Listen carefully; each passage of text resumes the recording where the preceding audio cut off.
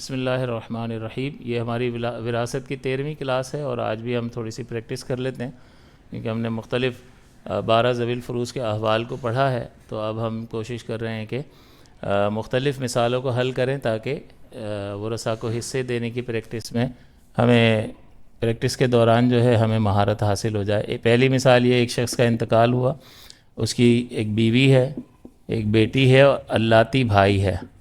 اللاتی بھائی آپ کو بتایا تھا باپ شریک بھائی، باپ ایک ہے اور مائیں مختلف ہیں۔ اب یہاں بیوی کو حصہ دینا ہے تو بیوی کے دو احوال ہوتے ہیں، یا تو اس کو ربع ملتا ہے 25% زیادہ سے زیادہ، یا سمن ملتا ہے 12.5% 8واں حصہ، اور اس کے حصے پر اولاد سے فرق پڑتا ہے۔ تو میت کی اگر اولاد ہوگی تو کم ملے گا، یعنی سمن ملے گا۔ یہاں پر چونکہ میت کی اولاد ہے بیٹی، لہذا سمن ملے گا 12.5%۔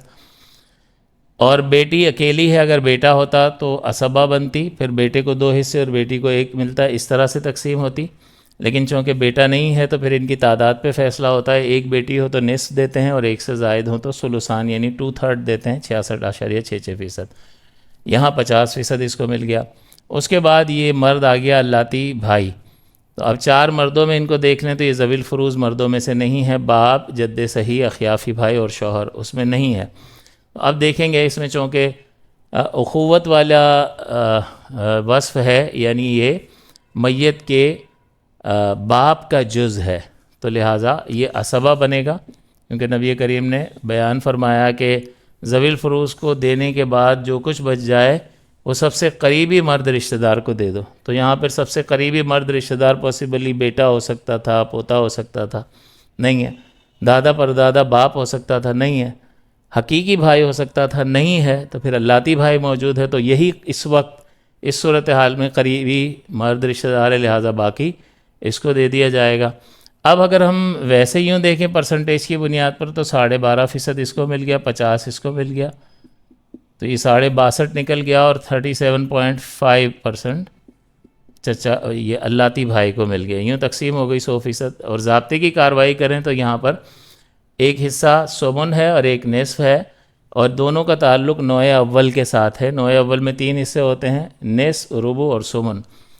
تو جب نوع اول ایک ہی نوع کے حصے آ جاتے ہیں تو جس حصے کا ہم نام عدد بڑا ہوتا ہے اس کو بنیاد بناتے ہیں۔ نصف کا ہم نام عدد 2 ہے، سمن کا 8 ہے، اور 8 2 سے بڑا ہوتا ہے، لہذا 8 کو بنیاد بنایا۔ جب ہم نے یہاں پر 8 لکھا یا یوں لکھا کہ تخریج 8 سے ہوگی، تو اس کا مطلب ہم یہ کہہ رہے ہیں کہ جائیداد کو 8 برابر حصوں میں تقسیم کیا جائے گا، یعنی جائیداد کے 8 ٹکڑے ہوں گے۔ اچھا جی، ان 8 میں سے بیوی کو کتنا دینا ہے؟ تو بیوی کا سمن جو ہے حصہ ہے اور اس کا ہم نام عدد 8 ہے، اس 8 کو 8 سے تقسیم کریں گے تو 1 جواب آئے گا، یعنی 8 حصوں میں سے بیوی کو 1 حصہ دیں گے، وہی 12.5% بنے گا۔ بیٹی کو نصف، 8 کا آدھا 4 بنتا ہے، اور آپ تقسیم کر کے بھی دیکھ لیں کہ نصف کا ہم نام عدد 2 ہے، 2 سے 8 کو تقسیم کریں گے تو آپ کے پاس 4 جواب آئے گا۔ اور جب ذوی الفروض کو دے دیں، باقی 3 حصے بچ گئے، وہ 3 حصے اللاتی بھائی کو مل جائیں گے۔ تو یوں مکمل تقسیم ہو گئی۔ اگر فرض کر لیں کہ 11,90,000 روپے اگر ہوں، یہاں لکھ لیتے ہیں 11,90,000 طریقہ ہو تو کیسے تقسیم ہوگا؟ تو 8 سے تقسیم کریں اس کو۔ جب 8 سے تقسیم کریں گے تو اس کے جواب میں 1 حصہ آئے گا۔ کیلکولیٹر، یا آپ یوں بھی کر سکتے ہیں کہ 11,90,000 کا 12.5% نکالیں گے، کیلکولیٹر استعمال کریں گے، آ جائے گا جی بیوی کا حصہ، اور اس کا 50% نکالیں گے تو بیٹی کا حصہ آ جائے گا 37.5%۔ لیکن ہم دوسرے طریقے سے کر رہے ہیں، 1,48,750 یہ 1 حصہ ہوا، بیوی کو 1 ہی حصہ ملے گا، لہذا 1,48,750 کو 1 سے ضرب دیا تو بیوی کا حصہ 11,90,000 کے طریقے میں 1,48,750 ہے۔ بیٹی کے 4 حصے ہیں تو 1,48,750 کو 4 سے ضرب دیں گے تو 595 آئے گا، اور 3 سے ضرب دیں گے تو اللاتی بھائی کا حصہ پتہ چل جائے گا، اور وہ بنے گا 446 250 اور ان سب کا ٹوٹل کریں گے تو یہ 11,90,000 روپے آپ نے تقسیم کر دیے. فیصد سے بھی نکال سکتے ہیں اور اس طرح بھی آپ نکال سکتے ہیں کہ ایک طریقے کو بنیاد بنایا اور 8 ٹکڑے کرنے تھے، 8 سے اس کو تقسیم کر دیا. جو جواب آیا وہ ایک حصہ ہے اور یہاں پر جو نمبرز لکھے ہوئے ہیں اس ایک حصے کو جب آپ ضرب دے دیں گے تو ہر ایک کا وارث کا حصہ پتہ چل جائے گا، رقم آ جائے گی سامنے اور یہ 11,90,000 یوں تقسیم ہو جائیں گے. فیصد سے بھی آپ حل کر سکتے ہیں. اس کے بعد دوسرا سوال آتا ہے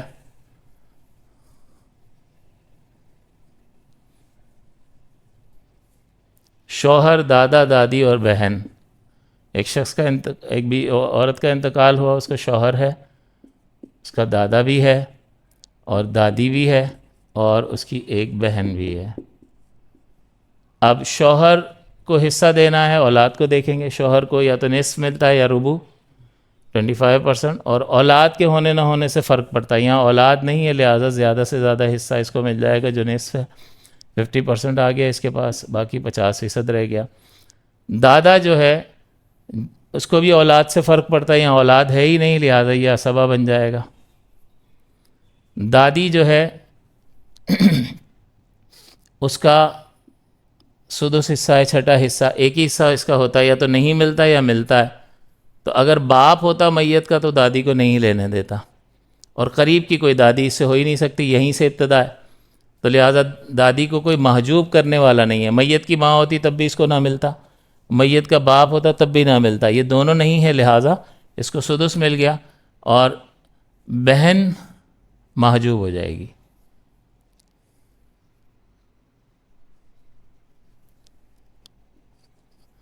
کیونکہ دادا موجود ہے. جب آبا موجود ہوں تو اطراف میں مال نہیں جاتا ہے. لہٰذا اب مسئلہ یہاں اس طرح سے ہوگا کہ 16.66%، 66 تقسیم ہو گیا، 33 بچ گیا، یہ اس کو دے دیا. یہ تو ہو گیا فیصد کے اعتبار سے. اور اگر ہم ضابطے کی کارروائی کریں تو یہاں نصف ہے، نوع اول سے تعلق رکھتا ہے، اور سدس ہے، نوع ثانی سے تعلق رکھتا ہے. تو جب قاعدہ ہے کہ نوع اول کا نصف نوع ثانی کے کسی بھی حصے کے ساتھ ملے گا تو تخریج 6 سے ہوگی. جب آپ یہاں 6 لکھ رہے ہیں تو اس کا مطلب آپ یہ کہہ رہے ہیں کہ جائیداد 6 حصوں میں تقسیم ہوگی. اچھا جی، 6 میں سے شوہر کو 6 کا آدھا دینا ہے، نصف 3 ہو گیا. دادی کو چھٹا حصہ دینا ہے تو سدس، اس کا ہم مطلب 6 ہے، 6 کو 6 سے تقسیم کریں گے 1، اور باقی جو بچ گیا ذوی الفروض کو دینے کے بعد وہ دادا کو دے دیں گے. تو یہ مکمل 6 حصے تقسیم اس طرح سے ہو جائیں گے. اگر اس کے پاس رقم ہو 4,25,000 اور اس کو 6 سے تقسیم کریں تو ایک حصہ آئے گا 75,883.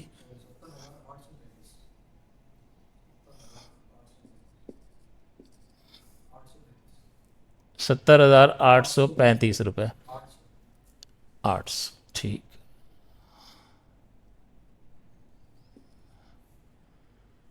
اب اس 70,835 کو جو کہ ایک حصہ ہے، شوہر کے 3 سے ضرب دیں گے تو شوہر کا حصہ پتہ چل جائے گا 2,12,500. دادا کے 2 سے ضرب دیں گے تو 1,41,666 روپے، اور ایک حصہ جو ہے وہ 70,835 روپے. اس کا ٹوٹل کریں گے تو یہ بن جائے گا 4,25,000. فیصد سے بھی آپ حل کر سکتے ہیں اور اس طرح بھی طریقے کو تقسیم کیا جا سکتا ہے.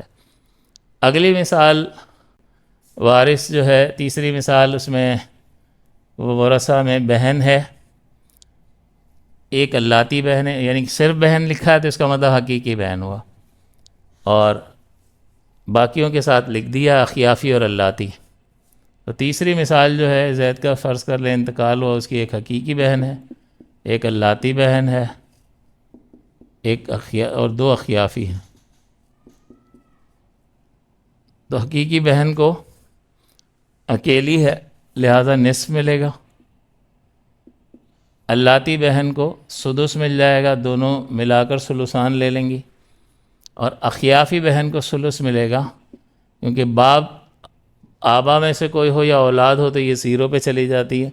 یہاں پر نہ آبا ہے نہ اولاد ہے، لہٰذا ملے گا. اور جب ملے گا تو پھر ان کی تعداد کو دیکھتے ہیں. اگر اخیافی 1 ہو تو سدس ملتا ہے، چھٹا حصہ.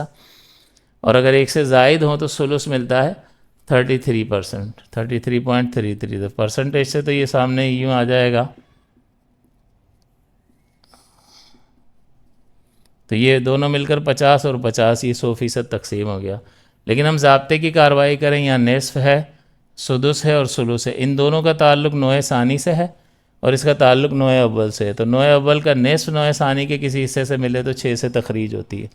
یعنی جب ہم یہاں 6 لکھ رہے ہیں تو اس کا مطلب جائیداد کے 6 ٹکڑے ہوں گے. 6 کا آدھا نصف 3، سدس یعنی چھٹا حصہ 6 کو 6 سے تقسیم کریں گے 1 آئے گا، اور 3 سے تقسیم کریں گے تو 2 آئے گا. تو یہ دیکھیں 6 حصے تقسیم ہو گئے. اور اگر آپ کو رقم تقسیم کرنی ہے تو کوئی بھی رقم ہوگی اس کو 6 سے تقسیم کریں گے، جواب 1 حصہ ہوگا. اور پھر ان نمبر سے آپ ضرب دیں گے تو ہر وارث کا اس رقم میں حصہ معلوم ہو جائے گا. آخری مثال، ماں، 2 بھائی اور بیوی.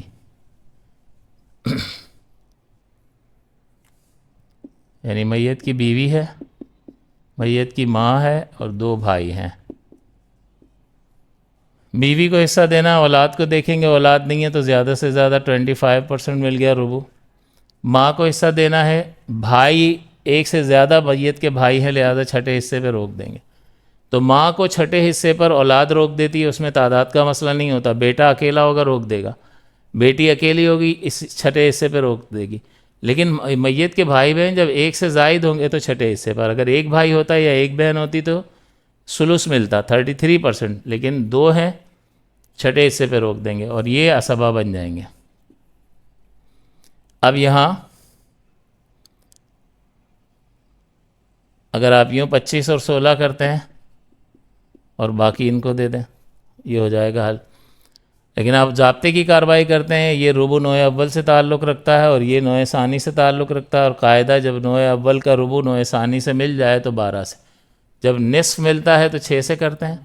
ربع جب نوع ثانی کے کسی حصے کے ساتھ جمع ہوتا ہے تو 12 سے، اور سمن جمع ہوگا تو 24 سے تخریج کرتے ہیں. تو 12 سے تخریج کر رہے ہیں، گویا کہ ہم کہہ رہے ہیں کہ جائیداد کو 12 حصوں میں تقسیم کیا جائے گا. 12 کا ربع یعنی چوتھائی 3، یعنی اس کا ہم نام عدد 4 سے 12 کو تقسیم کیا 3، اس کا ہم نام عدد 6 ہے، 6 سے 12 کو تقسیم کیا 2، 5 نکل گیا، 7 رہ گیا. یہ ہے تقسیم. وہ الگ بات ہے کہ یہاں پہ حصے جو ہے 3.5 حصے بن رہے ہیں، اس کو کہتے ہیں کسر واقع ہو رہی ہے. حصوں میں پوائنٹ نہیں آنا چاہیے، تو جب آتا ہے تو اس کو مزید حل کیا جاتا ہے. لیکن ابھی وہ چیپٹر ہمارا باقی ہے، لہٰذا ہم اسی پر رک جاتے ہیں. یہاں سے بھی یہ حل ہو جائے گا. تو جب اب تصحیح کا چیپٹر آئے گا تو پھر ہم اس کو کسر کو ختم کریں گے، لہٰذا بھی نہیں کر رہے کیونکہ اس کے لیے باقاعدہ تفصیل ہوتی ہے، وہ جاننے کے بعد یہ ہم حل کر سکتے ہیں. تو ویسے اگر پرسنٹیج سے دیکھیں گے تو یہ نکل آئے گا. مثال کے طور پر اگر 1 لاکھ روپے ہوں تو 25,000 یہاں ہے، 16,666 یہاں ہے، اور یہاں جو بھی رقم آئے گی ڈیوائیڈڈ بائی 2 کریں گے تو پیسہ تو مل جائے گا. باقی یہ ہے کہ وہ جب ہم کسر والا مسئلہ حل کر لیں گے تو انشاءاللہ وہ بھی اعشاریہ میں حصہ بھی نہیں آئے گا، وہ جواب ٹھیک ہو جائے گا. ایک آدھ اور مثال لے لیتے ہیں.